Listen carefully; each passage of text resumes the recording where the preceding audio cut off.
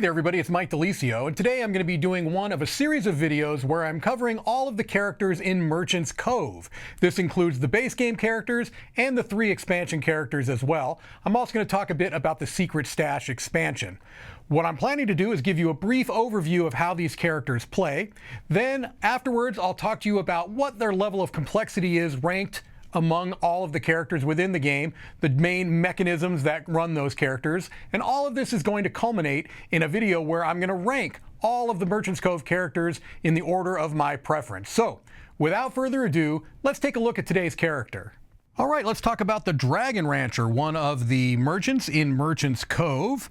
Here we see the components for this particular character. We've got our food bag here, which is a nice screen printed drawstring bag. We've got our different dragons of 3 different sizes. So this is one where we've got something called a mega size. You've got small, medium, or small, large, and mega dragons, all right, in each of the 4 colors. That's unique to this game. We've got 4 tree stumps of the 4 colors that are on the board. We'll find out how to remove those. And we've got a white food and a colored food, corresponding colored food for each of those 4 trees out there. And then we've got a pile of poop here. Yes, dragon poop. It's a thing. It's a thing. Here is our Dragon Rancher character. Now, I do want to point out that I had these painted by Wendy Yee, Chris Yee's wife, and so in the game they come unpainted, but I went ahead and got these painted, and I thought, why not show those off? We also have our little dragon pen over here, which is the equivalent of the sales shelf in the other merchants. All right, so let's just briefly talk about the different actions that you can take as the Dragon Rancher. These 2 actions are the same for every character: activating your staff and getting a new staff member. So I won't talk about those. I'll assume that you know kind of about those. So some of the things that you're going to be doing are placing food onto the board Mancala style so that you could then hatch and grow dragons of the associated colors. So these 2 work basically the same way.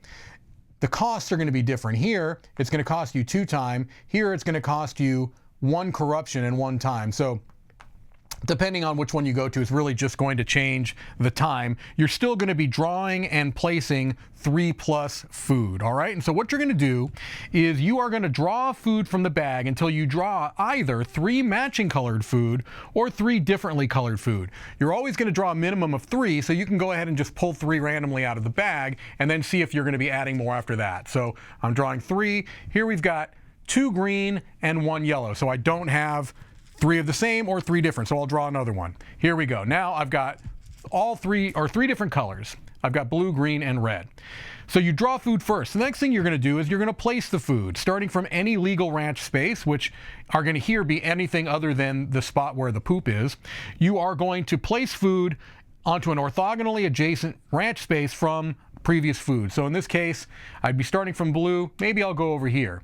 With green, I've got 2, all right? And so the rule placement is such that you cannot reverse and place food onto the last place you played food, although if you have 5 or more food, you can kind of make a loop.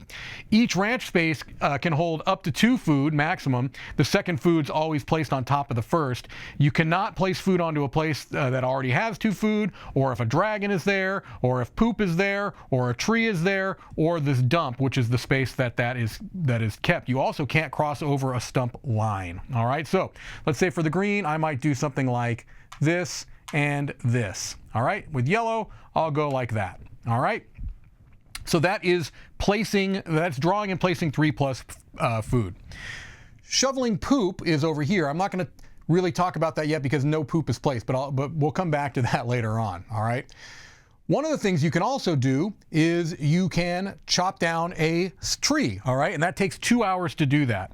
So at the start of the game, I've got these trees that are in the way. It's overgrowing my ranch. It's going to get me a couple of benefits to chop those down. All right, so what I do is I pick one of these trees. So let's say, for example, I want to do the green tree. All right, what you would do is you would take the 2 food. Now you can see that you've got a white food there. That is a wild that can count as any color of food. These 2 food go into your bag, all right, for a later drawing. Then you remove the tree, revealing the stump there. All right, and that's going to give you basically a market sponsorship for green, that bonus that you get through various means depending on the character. This is how you get the market sponsorships with the Dragon Ranchers, by revealing those stumps. All right, keeping in mind that you can't cross over those stump lines that they have there. All right, but that chops down a tree. That gives you a new ranch space, and it gives you that sponsorship icon. All right, you can do that with all 4 of the trees.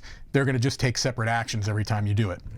The other thing you can do is eat and grow, and that's how you're going to get your dragons out there, and that's what you're selling. You're selling dragons as your kind of, I don't want to say merchandise because they're living creatures, but you're selling them as let's say that they're going to be fantastic pets. I'm sure that dragons make great pets, right? They have to. All right, so eat and grow. This is your main way to gain these dragons on the board. All right, so you're going to take the following steps whenever you take this eat and grow action after you've spent your 2 hours.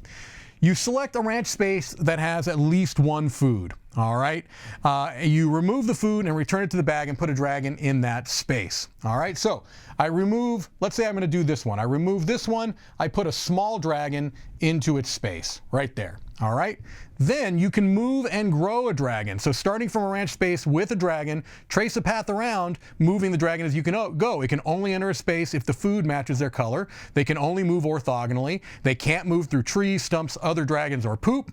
They eat all the food in the spaces they enter, and then they grow by exactly 1 size. So if they go right here to eat that food, this goes back in the bag, and now we've got a large dragon here. Hooray! Okay. Then you can designate dragons for sale. Designate a dragon from your ranch to the pen where it can then be sold. All right, so here I can take this large green dragon and now put it right there. However, I have to leave a poop token in the last space where the dragon was. And if there was no poop left in that dump, I'm going to draw a corruption card instead. All right, now that makes this more clear, where you can clean up the poop that's on the board. All right, you remove all poop from ranch spaces, return them to the dump. So I could take that action to remove those. All right, so that's going to be how you get the different dragons onto the board. Now I mentioned that those mega dragons, these here, these super large ones, all right, those are considered mega goods, and as such they can only be sold at the black market. So therefore, you're going to draw a corruption anytime you want to sell one of those, but they are worth a lot of points. All right, and then during the market phase, you gain gold for each of the sponsorship icons revealed on a stump. All right, so let's talk a little bit about our staff board here, the different actions. All right, that rightmost one is the same for every character. You can remove a corruption card, but let's talk about the ones that are unique to the Dragon Rancher. Here first, this is the Shepherd action. You can hatch and or move and grow one dragon, then you can designate a dragon for sale any number of times. So this allows you to kind of get that move and grow action. This is a ranch hand. You can draw and place 2 food from the feeding bag. So this is a way for you to get more food out onto the ranch to potentially grow more dragons. This is a field hand. You can move food, poop, or a dragon any one ranch space to any other empty ranch space. So this allows you to move things around if you need to kind of gain a nice path to maybe grow a dragon, move and grow a dragon. All right, so that's the basics, how the Dragon Rancher works. Let's head back over and I will tell you my thoughts on it.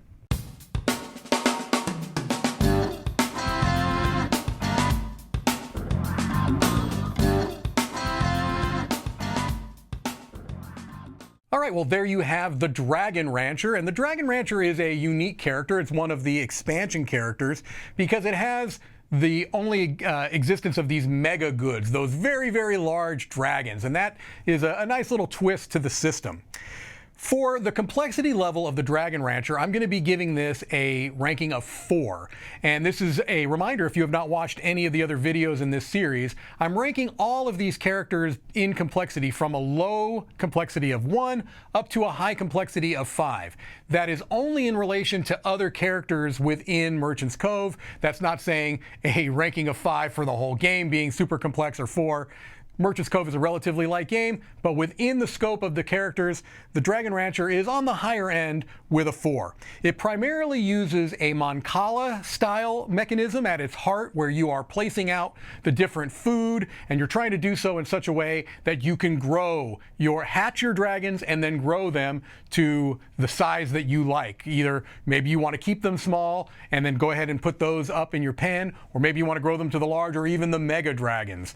The only issue with the mega dragons is that you're going to get some corruption because you have to sell those at the black market pier. So the Dragon Rancher is one that I would maybe make sure that people are comfortable with the idea of asymmetric games. If somebody seems intimidated by the game, this would probably not be the character that I would start with. I think there's a little bit more going on. There's a little bit more opportunity to kind of back yourself into a corner by not placing out your food very well, or not clearing off the trees in such a way that you leave yourself kind of boxed in. So it can feel a little bit punishing for people that are not familiar with that mechanism. However, if somebody likes that kind of Mancala style movement, maybe they've played 5 Tribes, or they've played Istanbul, and they like this idea of kind of moving things around on a board, doing orthogonal movement around a grid, this might be appealing to them. If they like dragons, this is probably appealing to them. So as long as they feel comfortable that it's a slightly more complex character, you want to keep that in mind. If it's their first game, maybe you'd want to start with a lower complexity character, unless they are a seasoned gamer and they have no concerns at all about asymmetric games. Again, none of these characters are terribly complex. If you're a regular quote-unquote gamer's gamer, you're not going to really have any issue with any of these characters, but I'm thinking more for people that are not as seasoned of a gamer and maybe intimidated by asymmetric ones. This wouldn't be the first one I start with. All right, well, there you have the Dragon Rancher. If you want to keep watching, I'm going to be covering all of the characters for Merchant's Cove, and that's all going to be culminating into a video where I give my ranking of preference of all of the Merchant's Cove characters. That's it for me. This is Mike DiLisio signing off from Dice Tower headquarters.